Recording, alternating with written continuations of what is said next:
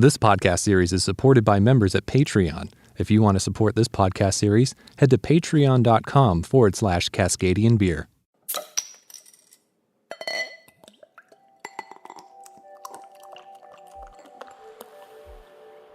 They say travel broadens the mind. What if it caused you to not only open your own mind, but open your own brewery?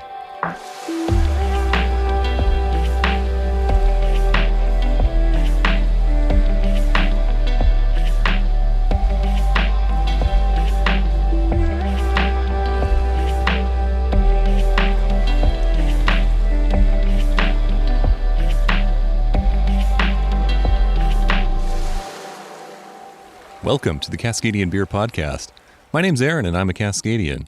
I have a background in radio and television broadcasting, am a music producer, and have a passion for beer. I don't consider myself to be an expert in beer by any means, but I do enjoy and respect the craft and the passion of these brewmasters. I want to learn from these pioneers on what sets them apart from the rest and why they choose to call Cascadia their home.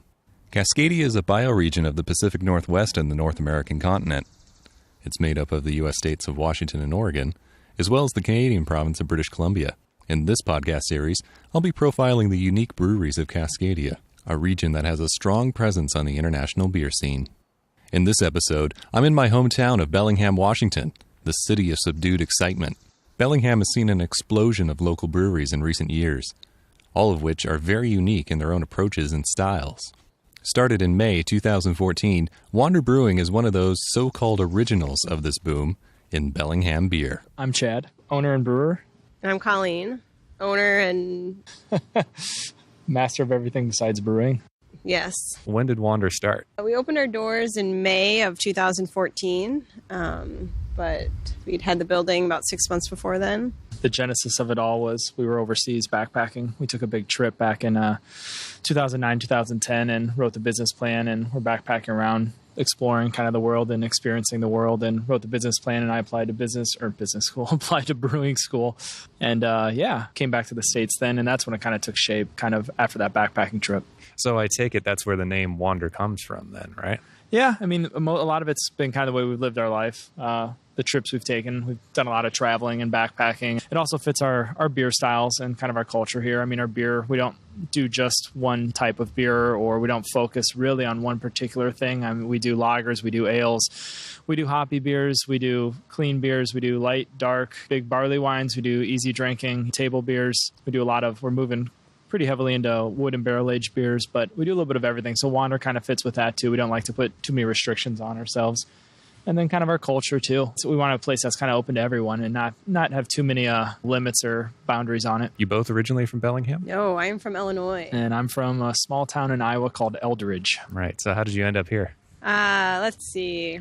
We moved to San Francisco way back in 2004 and lived there for a few years after we had gone traveling for a bit, and then lived in San Francisco for a while and then went traveling again, and then moved to Seattle and decided that we really loved Washington and that was where we really wanted to open the brewery. So we just fell in love with Bellingham after a lot of weekend trips up here and decided that it would be a nice, smaller community than Seattle to be a part of. So did you come here first before going on that big backpack trip? No, we moved to Seattle in 2010. And that was the first time we came to Bellingham, which was about 4 years before we ended up making the move to Bellingham. But yeah, we just kept coming back here. We were looking at a few different places around the state, and Bellingham kept pulling on us as really the right balance between, city and small town, I guess, and everything that has to offer, the mountains, the ocean, the lifestyle. And we thought, it was ripe for another brewery. At the time, there were only 3 breweries here, and no one had opened in a few years. So, did you homebrew before that? Homebrewed a little bit, yeah. Well, I guess a fair amount, actually. A little bit's probably an understatement. We had the whole brewery set up in our garage. Started homebrewing in 2007.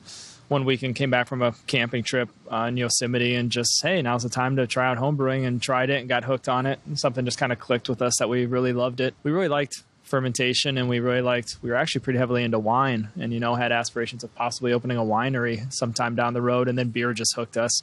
So yeah, homebrewed for before going to brewing school for about 4 years, and then went to brewing school at the American Brewers Guild out in Vermont. That was a 6-month course. Yeah, and then everything kind of took shape from there. Worked for 2 years at a brewery down in Seattle part-time, and got kind of some commercial experience. And yeah, Colleen went and got a business of brewing certificate. Yeah, from Portland State University. It was a 6-month program. And then we just kind of pulled the trigger. But yeah, it was kind of a blend of us, kind of business education, brewing education, real world brewing experience, kind of a few years of all that. And then we said, okay, we're ready to pull the trigger now. When you opened the door, how long did it take for you to get some regular customers through the door? Opening day. Yeah, people were thirsty. We've been really lucky that Bellingham has been incredibly supportive of us, not only ourselves, but our business and our beer. And it's a really great place to live in. And the other brewers, too. I mean, everyone's been incredibly supportive. I mean, we had all the other brewers in town. You know, people came by opening day, and they're like, oh, it's crazy here and busy. And they just came from their places, and they were just as busy as ever, too. So, I mean, we all do well together, you know. So it's been a really good experience with the community and the other breweries in town. How many different beers did you open with? 7. Yeah, which we're pretty happy with. Yeah. Now we have 14 draft lines. So we have 14 items tapped at all times. So we always have non-alcoholic root beer tapped, which we buy from another brewery. We don't make cider or root beer on site. We always have a cider from usually we try and keep it pretty local with the cider as well. And then we have 12 beers on tap. Did you run out of beer in that first month? We didn't. No. I mean, we have a 20-barrel brew house, so a little bigger than a lot of startups. It's getting more and more common, it seems like, with a lot of startups to be larger, but we're also seeing some smaller nano size. But we had a 20-barrel brew house, and we had brewed, and we started with 7 beers, so that was 140 barrels. So we definitely didn't run out, but it's been nice, steady growth since we opened. When you were opening, did you have many problems getting permits for this facility from Bellingham, or are they really open to breweries? No, we didn't really have too many issues. I know that Colshan was the first one of its kind to open without a restaurant, and all the rules that they really have now are because of Colshan.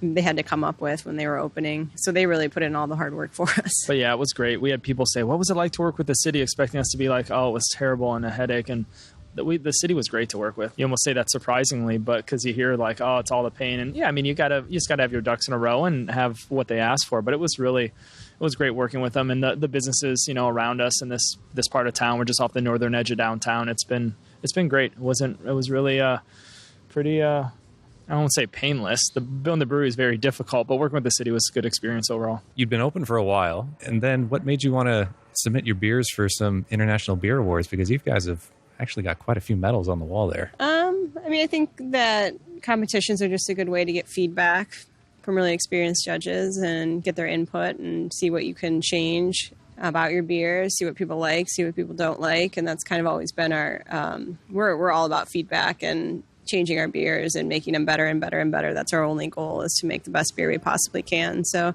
getting feedback from accredited judges has been really helpful to us. One thing you learn, I think, with any small business, people to your face, everyone's glowing reviews on everything. And, you know, we are proud of our beer and we think our beer is top notch, but it's good to have it submitted to, you know, a blind competition where it's going up against some of the best, you know, beers in the country or the world. So to us, that's important to get that unbiased feedback from people who are trained to evaluate beers. And, you know, we're big fans of tradition. And when we call a beer something, we want it to be to style. And we have other beers, you know, that are wild or barrel aged where we kind of let them do their thing. But, you know, when we make a German Pilsner, we want it to be a German Pilsner. We don't want it to necessarily be what we think a German Pilsner should be, if that's outside of what a German Pilsner is defined to be. You know, we like to do stuff to style if we're going to call it that. What do you think the images of you guys are like? Are you known as the barrel aged guys of Bellingham, or are you the traditional style of Bellingham? That's a good question. I don't think we're known really as I don't know anything. Yeah, we kind of talk about that because we know what we go for in our brewery, and you know, we want it to be all about the beer. It's a tasting room first. We don't have karaoke and dartboards and ping pong tables. There's people that do that and do it well, and that's great. But for us, it's all about the beer. It's about conversation. We rarely have anything on the projection TV. We want people to come in and just enjoy the beer. We're pretty low key. Hopefully, we're emerging as a brewery that people think of when they think of quality. I mean, we have accounts that say, you know, anything new that you have, just bring it to us. You don't have to ask us. We'll take whatever your seasonal is, because they're that confident in the beer. So I'm hoping kind of quality is becoming part of our persona. But yeah, I mean, we do have a large barrel aging program. Probably half the barrels in the city are probably with us, maybe more. I don't know. Hard to say. But we got a couple fooders in now. We just brought in we got a cool ship fabricator for this fall. So if it's not our identity, it's definitely where a lot of our interest lies. So tell me about the Cool Ship. What is a Cool Ship, and why did you get one? Yeah, so Cool Ship is a large, open format, stainless steel vessel. Well, traditionally stainless steel. You can kind of make one out of whatever you'd like. Basically, it's used to catch wild bacteria, wild yeast from the environment that the brewery's in rather than commercial yeast. So commercially, most of our yeast comes from Oregon, California, Colorado, and we buy it in these aseptic containers, and it comes from a lab, which is great and fun and good for consistency of product and all of that and quality control. But there is something very attractive given that we live in a part of the country that's very agricultural based and that has it's just beautiful countryside, amazing fruits and berries and all sorts of fun stuff. There is something very attractive about trying to brew with everything we have here natively. So basically what a cool ship is we'll use it to catch wild bacteria and yeast and see what Whatcom County or Bellingham, has, within our building and within the air around us. Is it portable? Can you take it around to other parts? It is portable, yeah. I mean, it's large, though. It's about 25 barrels. I mean, it's thick gauge steel. It's several feet deep, and then it's, I think, 10 and a half feet long and a handful of feet wide. So it's large. So you can't just take it on a hike and then what's up? We can't just take it on a hike. We could put it on the back of a flatbed truck, which some different breweries have done around the country. We'll start in our brewery. We have to wait for the temperatures to get a little cooler, ideally. We did some testing this past spring with just some smaller cool ships, if you will, basically small plastic containers and scale them into a couple gallon pitchers of wort, and really liked what came of it. And that's what convinced us, okay, we can get something good from this. And then we decided to pull the trigger on hiring a fabricator and getting it made. But we'll start with the brewery here. I mean, we're in a 100-year-old warehouse with big wooden beams and a lot of history, and wood's good for microbes, and we're right along Whatcom Creek as well, and we have big garage doors at either end of the warehouse. We have a nice airflow, so we're hoping a combination of what's native to the building and what's native to the creek and what's around us here. We have some fruit trees, some cherry trees on the creek. We're hoping we get some good stuff, and our small tests have said there's good stuff there, so we'll see what happens. With Bellingham in general, there's really been an explosion of new breweries coming up, and not just you guys, but everybody else in town. How do you see that? Is that some competition, or do you think you're fairly confident with what you're doing to stand out from everybody else in town? I don't view other breweries as competition. I think they're resources and friends, and the better beer everybody can make, the better off we all are. Good beer is really good for the beer industry. If it's, I think probably in the next coming years, you're probably going to see a little bit of a change in. They're already kind of seeing a little bit of a slowdown in breweries opening. And I think that's going to continue for a while.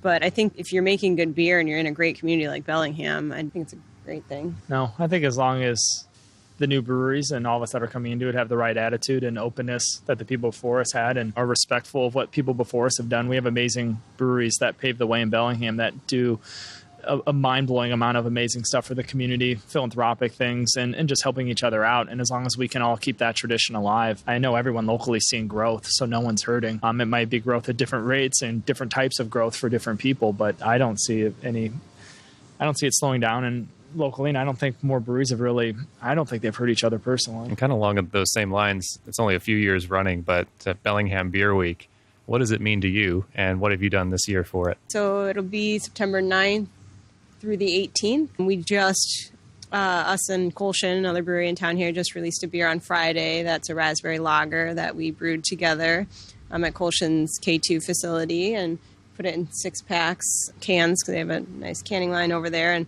released it in kegs, and that's been going really, really well so far.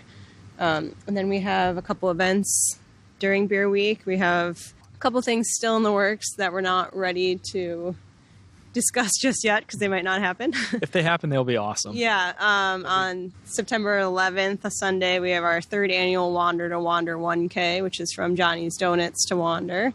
It's just a 1K race, super fun. It benefits the Whatcom Dispute Resolution Center. We're still I know it's pretty close, but we're still in the planning stages. It's planned, but it's really amazing when you get into some of these events and what it takes to go into them. When you involve alcohol and permitting and all that, it takes a little while to make sure everything's lined up, and we don't want to commit. And we have other stuff too kind of in the works, and we don't really want to say we're going to do it and then have to say, oh wait, it's going to be a couple weeks later or we can't do it. So we have some stuff in the works. We already have some fun stuff planned too. What is inspiring you in the local community at the moment? What is something that somebody's doing that's really inspiring you to up your game? Everybody's been putting out fantastic beer lately. I mean, Washington Beer Awards this year, Bellingham just killed it in the awards. And I just think that it's tough to point out one thing that people are doing. It's just everybody's just been doing fantastic stuff lately. Yeah, I mean, everything from the quality of beer that people are putting out locally to people's community involvement. There's breweries, like I said before, that are involved so much in the community that it's very admirable, and we hope we can get to that level. We're very involved already, but keep growing that. There's people, everyone's putting out great beer. Everyone's branding and marketing. There's all sorts of stuff. People, locally, the Bellingham breweries are really doing a lot of great stuff. I can't think of any one in particular really to call out, but I don't know. There's quality beer and quality things going on from everyone, really. Yeah, I'm excited about Chuckanut's second location opening down in Skagit. That'll be awesome. Yeah. Really excited for them. Yeah, their second location. So Chuckanut's on a 10-barrel now, and they built a 30-barrel system. That's something that's kind of neat and fun that's going on right now. And, yeah, we got a couple more breweries that should be opening in the next couple months, too, I think, which will bring us up to, I think we're at 7 right now if you count K2, because Kolschner has 2. But, yeah, we'll be up close to 10 here. There's 3 I know that are not in the works, but they're actually building, so there's a lot of people planning, but they're actually building that will open in the next few months. So yeah, we'll be up to 9 or 10 then. What's your favorite beer that you make to pair with your favorite food? My favorite beer changes by what's new. Yeah. Every time we have a new beer come out, it's my new favorite. I usually like whatever beer I brewed that day, which is something they kind of did at the first brewery I worked at. It's like, what are you drinking? And usually it was what you brewed that day. Obviously the beer's not finished, but it's kind of fun to drink what you just, mashed in and what you're just working on. My favorite beer is probably our stout. It's been that way since we opened. I could drink stout with pretty much anything. Probably stout and a piece of pizza from the food truck. Nice and simple. I'm a big kind of pizza and veggie burger guy, but we're both vegetarians. So, but we do have food trucks here every day, different food trucks. So I'll take a stout with some food truck food. Classy, I know. If you could give any advice to anybody wanting to go down the same path, what would that be? Be prepared. Do a lot of research. Expect the unexpected. Don't be afraid to take risks. Be ready to get your hands dirty. You got to be really involved. And brewing on a commercial level, hopefully.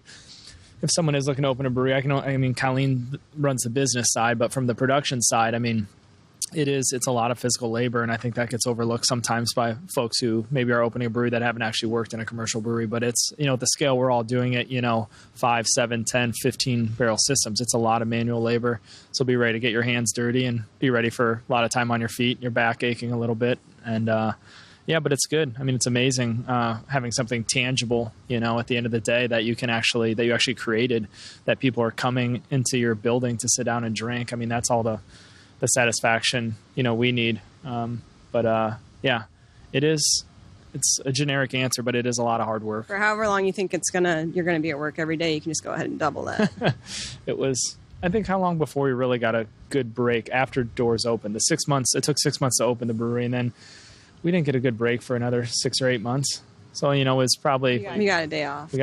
We were here every day for 8 months, legitimately every single day for 8 straight months. But it was about, probably a little over a year before we really took a break and got away for a few days. But to some people, that's overkill, and they say that'll burn you out. But to us, we always said we'd never want to turn around if something didn't work out and say, what if we could have given it another day, or what if we could have worked a little harder? So our kind of philosophy was, give it everything you got. And if it doesn't work out, no, you have no excuses. You gave it your all. You put all your talent and hard work into it. And luckily for us, it's exceeded our expectations. So I think it was the right choice. But the stress level and the time involved was more than we anticipated. To somebody who's never been here before and they make the effort and come down, what would be the one thing you'd want them to take away? That's a good question. Nobody's ever asked us that one before. I think, you kind of talk about kind of similar, I guess, asking what our identity is. We always want to remain the feeling of small, family owned, and beer first, beer and community first. So I hope that's what they take away. Like I said, our warehouse here is designed for people to enjoy the beer. And we have a little bit of music playing in the background, but other than that, it's all about the beer. I hope that's what people walk away with, that it still has the feeling of not a huge production facility, but a small family run business that is focused completely on the beer and not, flashing lights or bright colors or, other distractions. It's all about the beer. Well, thank you so much. Yes. Yeah, no problem. I want to thank Colleen and Chad for letting me chat with them at the brewery. My favorites on tap are the Uncommon California Common and the Global Mutt. Thank you so much for listening. Hope you enjoyed this episode of the Cascadian Beer Podcast. If you want to stay up to date with all of the new releases of this podcast and want to support this independently produced series, you can do so by going to Patreon at patreon.com/Cascadian Beer. Alternatively, you can subscribe to us on iTunes, and while you're there, leave us a review as well. It really helps us get this show out to as many ears as possible. And we're also available on many other major podcasting platforms. For more information and to follow this podcast series, head to the website, cascadian.beer. Until next time, remember, support your local.